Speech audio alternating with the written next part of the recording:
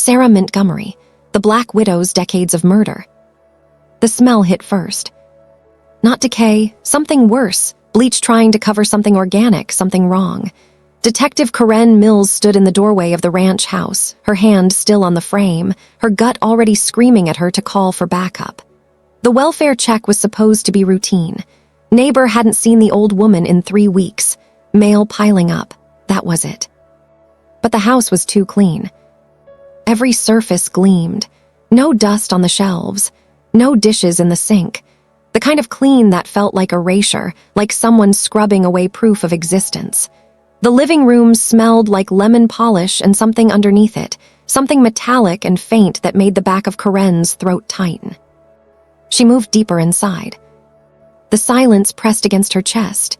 No hum of a refrigerator, no ticking clock, just her boots on the hardwood and her own breathing, too loud in her ears.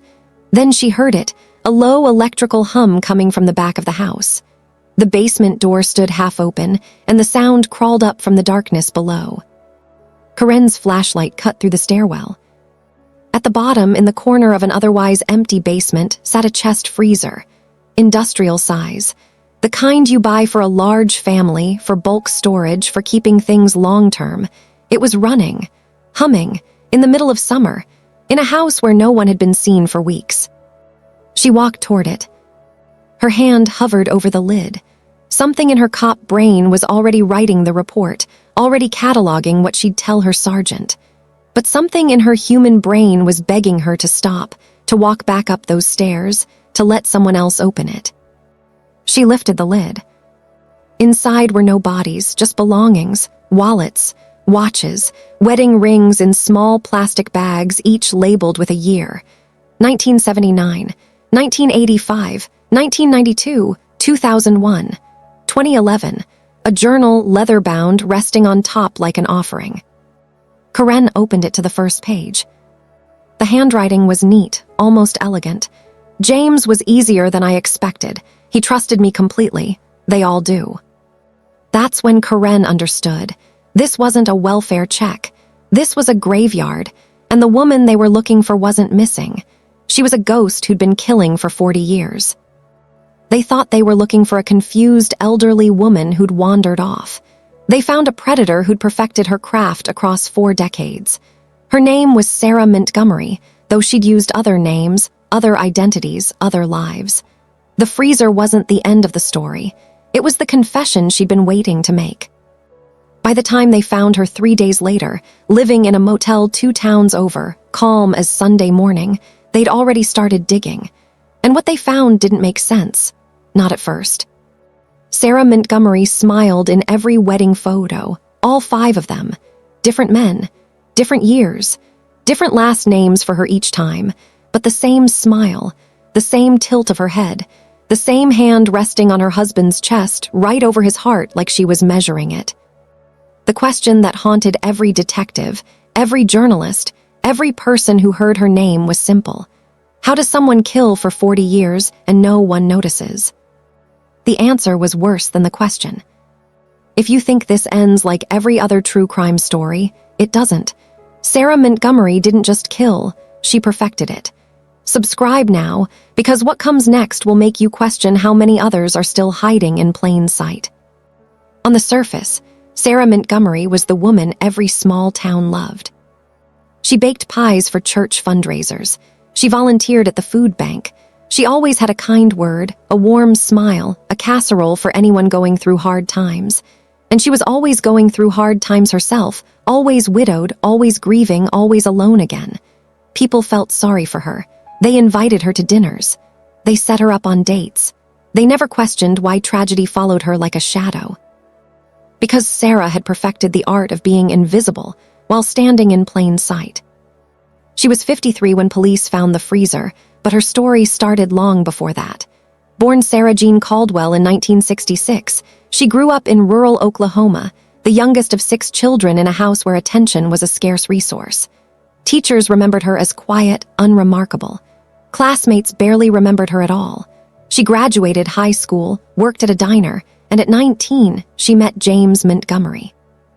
He was 32, a mechanic, Steady income, no family nearby, a small inheritance from his father.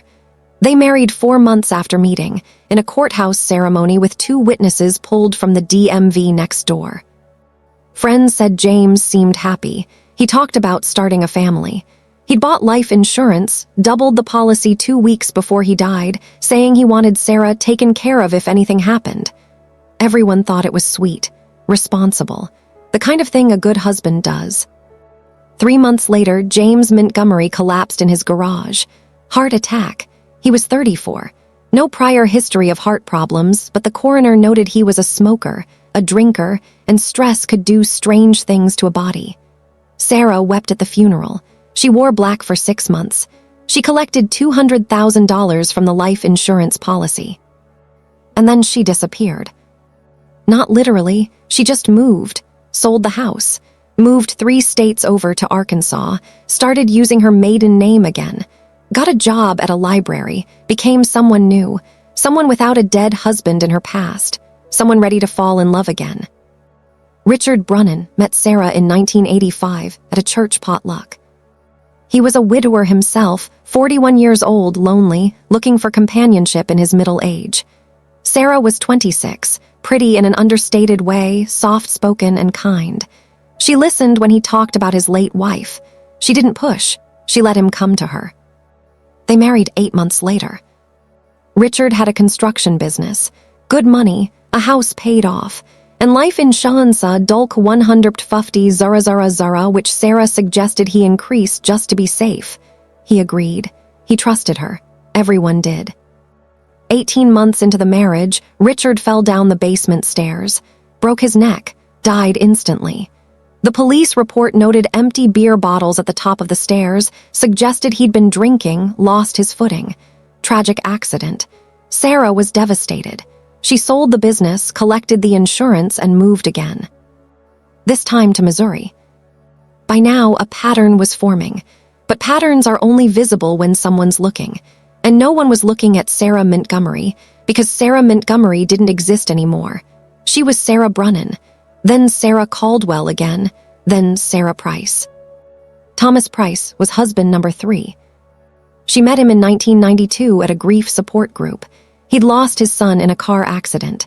Sarah had lost 2 husbands, or so she said. Tears streaming down her face as she shared her story of unimaginable loss. Thomas saw a kindred spirit, someone who understood pain. They married quickly, quietly, in a ceremony that felt more like a pact than a celebration.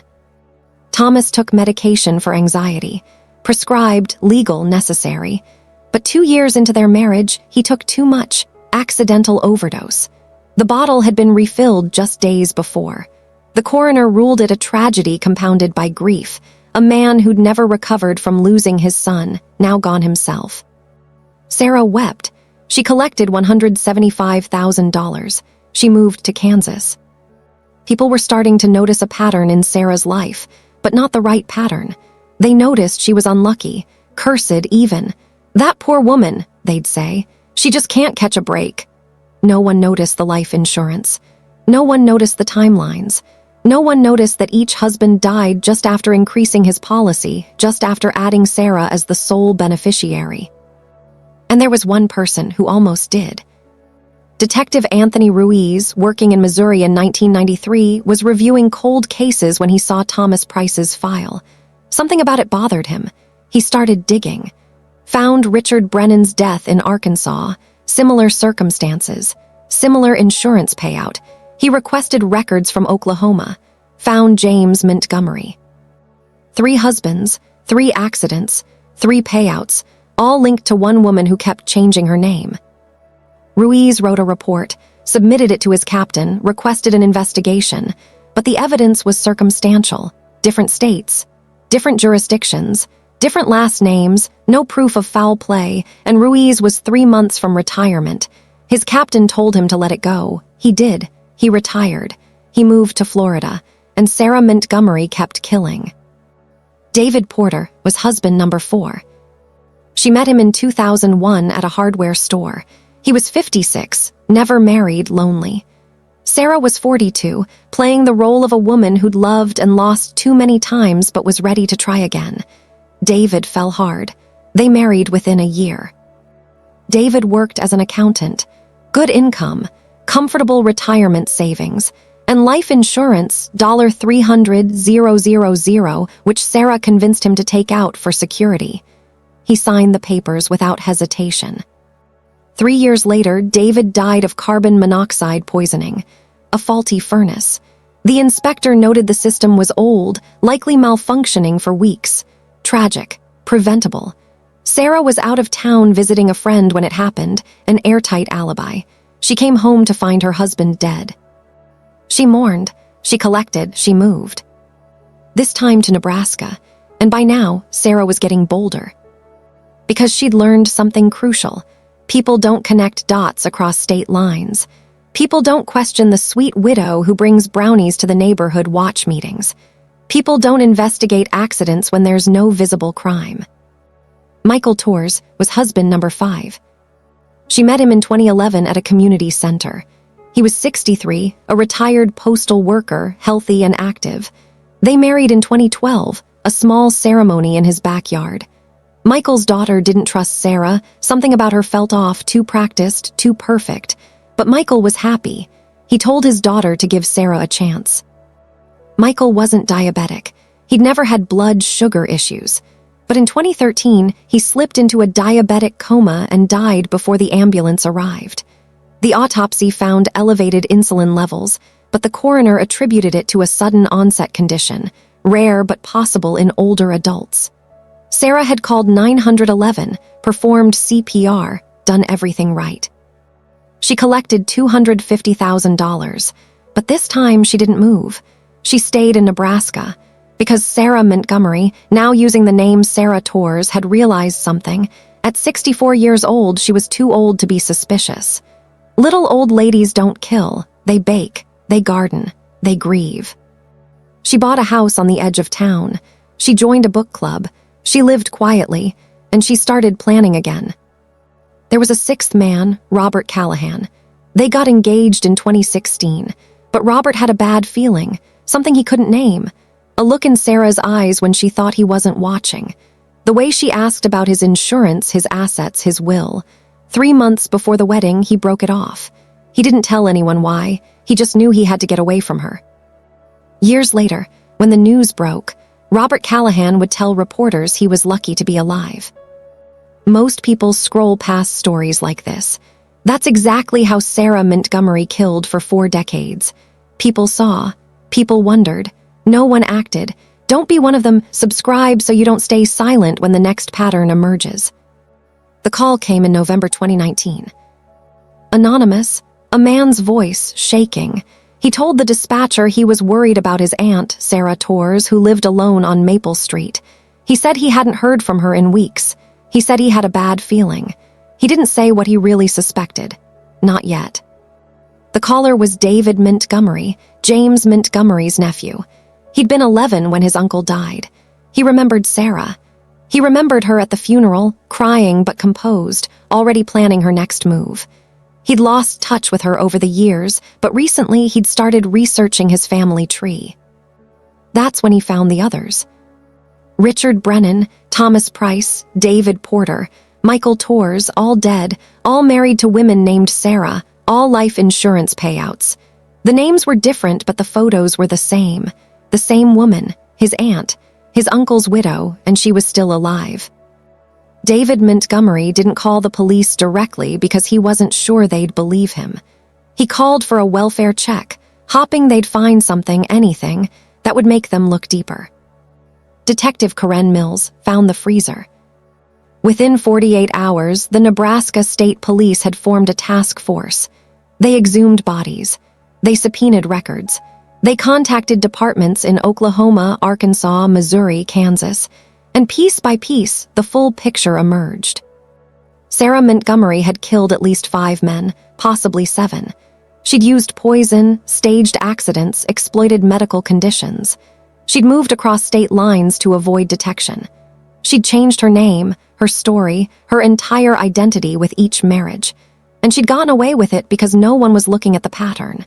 No one thought a sweet, grieving widow could be a serial killer. They found her 3 days after the freezer discovery in a motel outside Omaha. She didn't run. She didn't resist.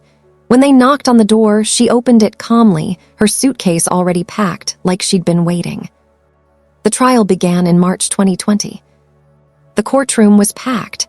Families of the victims sat in the front row, children, siblings, nieces, and nephews who'd grown up believing their loved ones died by accident. Now they knew the truth, and it destroyed them all over again. Sarah Montgomery sat at the defense table in a pale blue cardigan, her hands folded in her lap, her expression serene. She looked like someone's grandmother. She looked harmless. The prosecution presented timelines, financial records, toxicology reports.